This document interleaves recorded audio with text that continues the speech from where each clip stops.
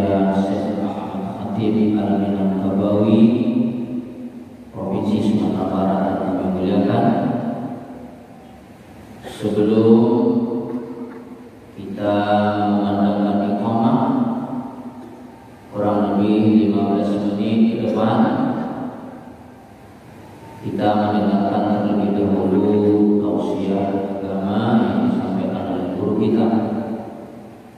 Pada kesempatan siang hari ini akan menyampaikan tausiah zuhur, ceramah zuhur adalah Al-Mukarram Ustaz Dr. Haji Mursal M.Haki. Beliau staf pengajar pada Universitas Muhammadiyah Sumatera Barat. Alhamdulillah beliau telah bersama kita di ruangan Masjid Raya Syekh Ahmad Khatib Al-Minangkabawi ini.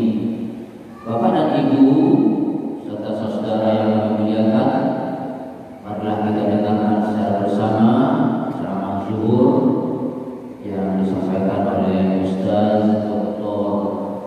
Haji Mursal M.Haki. Pada beliau dengan segala hormat kita persilakan. Sekian dari kami.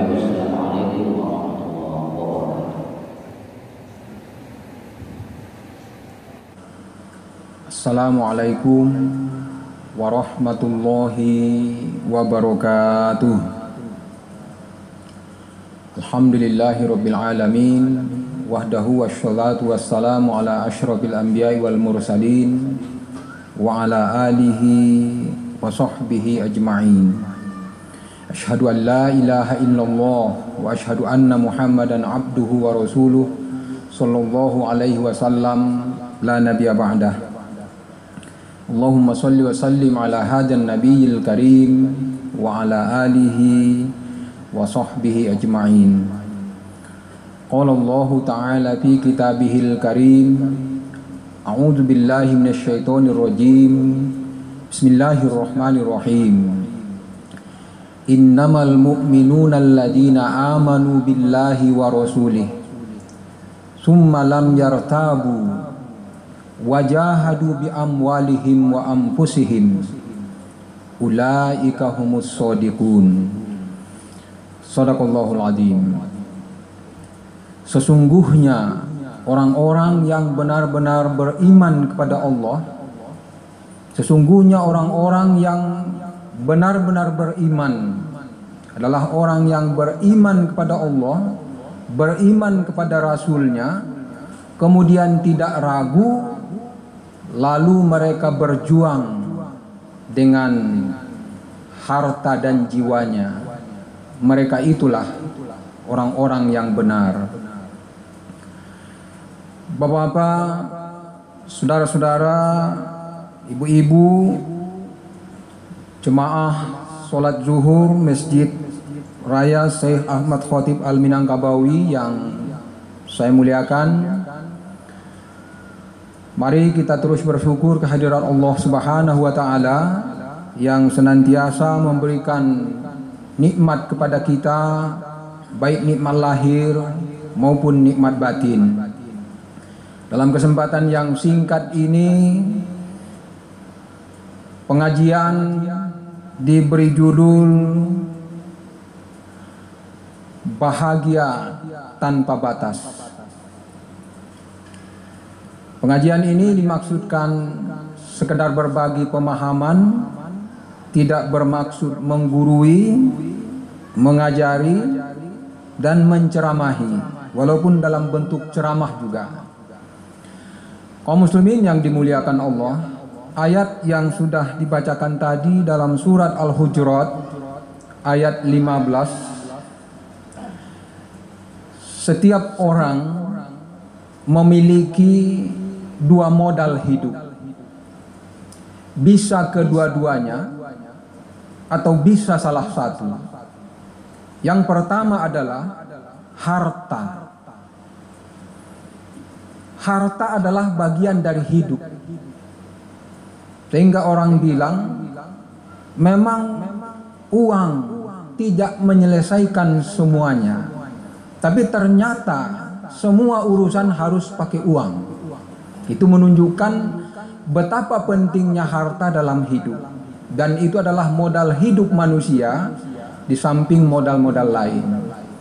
Tapi ada aspek lain yang juga sangat penting dan malah menentukan, yang disebut dengan kekayaan jiwa.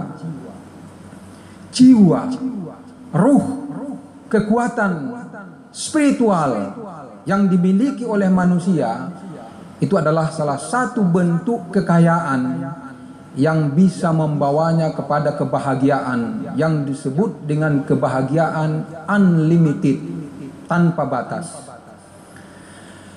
Kaum muslimin yang dimuliakan Allah, salah satu buku motivator yang berjudul Kebahagiaan Tanpa Batas yang ditulis seorang Imam Munadi, dia menyebutkan 4 tipikal manusia ketika bicara tentang kekayaan dan kebahagiaan ini. Yang pertama disebut dengan ghinan nafs wa ghinal mal. Kaya jiwa juga kaya harta. Ini orangnya sudah selesai, sudah sampai ke surga dunia, dan insya Allah pasti sampai ke surga akhirat. Punya uang banyak, harta banyak, dan juga punya jiwa yang kaya. Hidupnya sudah selesai. Dia akan menemukan kebahagiaan yang disebut dengan kebahagiaan tanpa batas tadi. Hidupnya akan melimpah, walaupun di mana di sana sini ada dinamika kehidupan, tapi dia kembali ke titik balik di atas sajadah. Dia bisa menyelesaikan dengan bermunajat kepada Allah dan menggantungkan hidup kepada Allah seraya menyukuri segala-galanya. Di dalam Al-Quran ada seorang nabi yang diabadikan Allah, yaitu Sulaiman. Sulaiman itu adalah orang yang sangat kaya. Hartanya untuk membawa kunci-kuncinya saja harus dibawa oleh beberapa ekor keledai. Kunci-kunci perbendaharaannya itu. Tapi demikian kaya Sulaiman, dia selalu bermunajat kepada Tuhan. Rabbi auzi'ni an ashkura ni'mataka allati an'amta alayya wa ala walidayya wa an a'mala sholihan tardah wa adkhilni bi rahmatika arhamar rahimin. Seluruh petualangan hidupnya dalam berbagai dimensi, puncaknya hanyalah kepada Tuhan.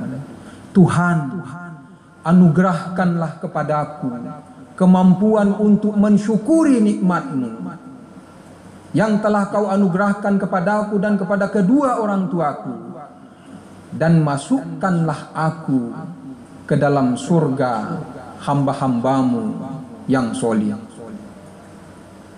Ini Sulaiman.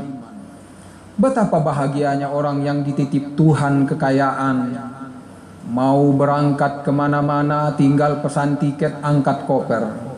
Mau berangkat umroh tinggal pesan, karena Allah menitipkan. Sangat bahagia. Dan orang-orang seperti ini biasanya tidak bisa melihat orang lain menderita. Ini masjid ini terbangun seperti ini, di samping tentu kontribusi pemerintah atau mungkin sahabat-sahabat dari negara lain. Ini ada orang-orang yang memiliki sikap ghinan nafs wa ghinal mal, kaya jiwa dan juga kaya harta. Yang kedua adalah ghinan nafs wa fakrul mal, kaya jiwa tapi miskin harta. Ini juga bisa sampai ke puncak yang nomor 1. Mereka bisa bahagia tanpa batas, karena mereka punya kekayaan yang sangat menentukan. Karena banyak juga orang yang memiliki segala-galanya tapi justru tidak mendapatkan apa-apa. Dalam sejarah di sekitar tahun 80-an, Rio Onassis di Amerika, pemilik Pulau Scorpio, memiliki beberapa bank, memiliki pesawat pribadi, dan memiliki Pulau Scorpio, akhirnya tewas bunuh diri. Apa yang kurang? Semuanya sudah dimiliki. Satu yang kurang, tidak memiliki kekayaan jiwa. Maka semakin banyak nikmat Tuhan yang bersifat material kepada seseorang, tetapi tidak diiringi dengan kekayaan jiwa, sebenarnya dia sedang meniti menuju langkah ke dalam hidup yang menderita. Di dalam Al-Quran ada nabi yang diabadikan Allah, Nabi Ayub, yang pernah hidup bergelimang harta, lalu diuji Allah, hartanya lenyap, lalu dia ditimpa penyakit yang sangat kronis, dia diasingkan, atau mungkin bahasa sekarang diisolasi. Anak-anak dan istrinya semuanya menjauh. Betapa menderitanya seseorang ketika dia sakit, orang-orang yang dia cintai menjauh darinya.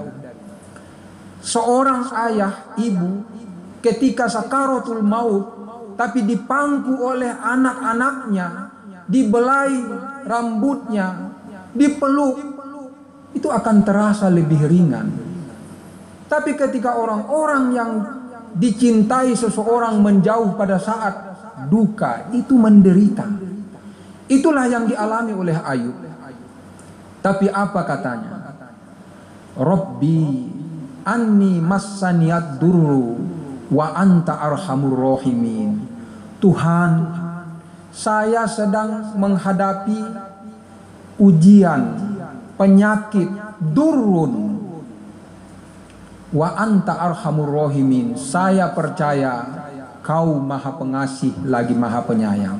Penyakit yang diilustrasikan dengan durun. Durun, darurat.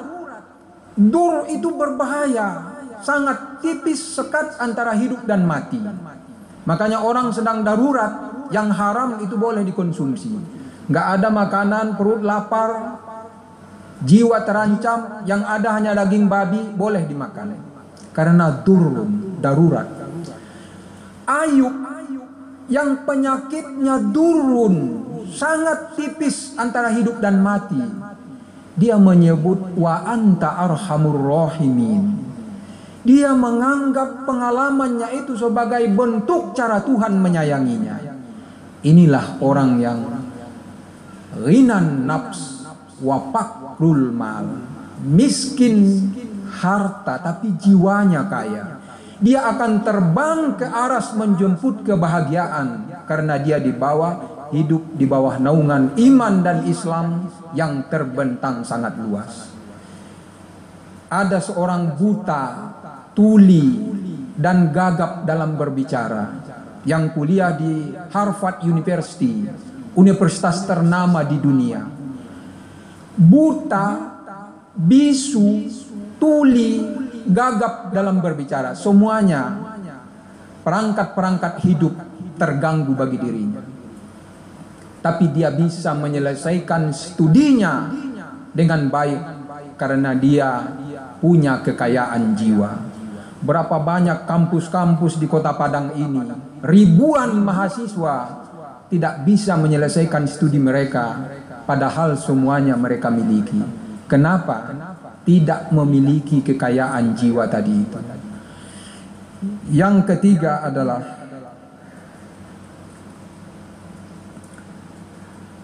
fakrun nafs wa ghinal mal. Miskin jiwa, kaya harta. Ini orangnya sangat berbahaya. Mereka akan melakukan tindakan-tindakan yang merusak bumi Tuhan ini. Mereka bisa menutup kesalahannya dengan uang dan kekayaan, bahkan kekuasaan. Mereka akan menjadi Fir'aun yang bertebaran di muka bumi. Karena mereka punya kekayaan, tapi jiwanya kosong. Dan dalam catatan KPK, orang-orang yang merampas hak orang lain, yang merampas hak negara, korupsi triliunan, mereka bukan tidak punya uang, hartanya bertebaran di mana-mana, tapi karena jiwanya miskin, maka mereka melakukan tindakan-tindakan yang salah. Kaum muslimin yang dimuliakan Allah, di dalam Al-Quran ada Fir'aun, ada Qorun, orang-orang yang seperti ini, yang selalu rakus terhadap kekayaan dan kekuasaan, yang disebut Nabi dengan hubbud dunya. Dan orang-orang seperti ini akan selalu menderita, walaupun nampak memiliki segala-galanya, tapi batinnya menderita. Dan dalam istilah Minang disebut ladape mangkurugi. Yang terakhir adalah fakrun nafs wa fakrul mal. Ini orang yang paling celaka dan menderita dalam hidup. Miskin jiwa, miskin harta. Kalau dua yang pertama itu bisa. Orang yang tidak punya harta, tidak cukup, tapi jiwanya kaya. Atau kedua-duanya. Tapi kalau orang misalnya tidak punya kekayaan jiwa, punya harta, masih bisa menikmati hidup. Tapi orang yang miskin jiwa, miskin harta, itu sangat menderita. Di zaman Nabi ada mu'allaf yang terus menerus menjadikan mu'allaf itu sebagai tameng untuk memperkaya diri. Lalu suatu ketika datang kepada Abu Bakar minta rekomendasi agar diberikan zakat. Lalu diserahkan kepada Umar. Lalu Umar merobek surat itu dan mereka protes. Ya Umar, apa yang kau lakukan? Kami sudah dapat rekomendasi. Sejak zaman Nabi kami dapat zakat. Maka Umar bilang, kana yu'tikumu Rasulullah sallallahu alaihi wasallam. Memang kamu sejak zaman Nabi, masa Nabi kamu dapat zakat. Wal'an qad a'azzallahu al-Islam. Sekarang Islam sudah kuat. Jangan jadikan status mu'allaf itu untuk mencari rezeki. Wa in syi'tum alal Islam wa illa fa bainana wa bainakumus saib. Kalau kamu tetap ingin Islam, Islamlah, tapi jangan harapkan zakat. Kalau kamu akan murtad keluar dari Islam, maka pedang inilah yang akan memisahkan kita. Ini statusnya. Banyak orang-orang yang gentayangan di luar sana yang memiliki sifat miskin jiwa, miskin harta. Dia kekar, kuat, dia punya modal. Karena modal hidup ini, apa yang ada di jiwa, di dalam fisik kita juga sangat mahal. Lutut, dengkul, berapa itu kalau dijual? 1 miliar, orang tidak mau jual lutut. Jual telinga, jual mata. Berapa miliar yang ada di dalam fisik seorang hamba yang sehat, itu luar biasa. Tapi kalau tidak memiliki kekayaan jiwa, itu nanti jadi pengemis di mana-mana dan merusak tatanan hidup. Karena kadang-kadang melakukan tindakan kejahatan terhadap orang lain. Kaum muslimin yang dimuliakan Allah, sejalan dengan peringatan kemerdekaan yang beberapa hari lagi akan kita peringati, sesungguhnya kemerdekaan itu adalah kemerdekaan jiwa. Selama orang tidak mampu membebaskan dirinya dari dorongan dan kegandrungan terhadap harta benda dan kekayaan secara berlebihan, selama itu jugalah dia dijajah oleh dimensi lain yang disebut dengan hawa nafsunya. Dan peringatan-peringatan kemerdekaan hanyalah ritual dari suatu bangsa ketika tidak memiliki kekayaan jiwa. Kekayaan menjadi bagian dari tujuan hidup para penguasa. Selama itu jugalah bangsa itu tidak akan pernah bebas dari penjajahan dan termasuk penjajahan terhadap jiwa mereka sendiri. Semoga Allah memberikan kekayaan jiwa bagi kita dan kita bisa menikmati hidup sebahagia-bahagianya. Allah memberikan fasilitas untuk itu. Banyak maaf. Nasrun minallah wa fathun qarib wa basyiril mu'minin. Wassalamualaikum warahmatullahi wabarakatuh. Allahu akbar, Allahu akbar. أشهد أن لا إله إلا الله أشهد أن محمدا رسول الله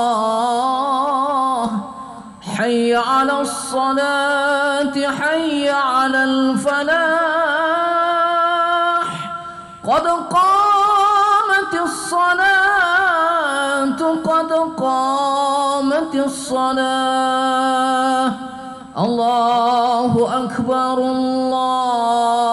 أكبر لا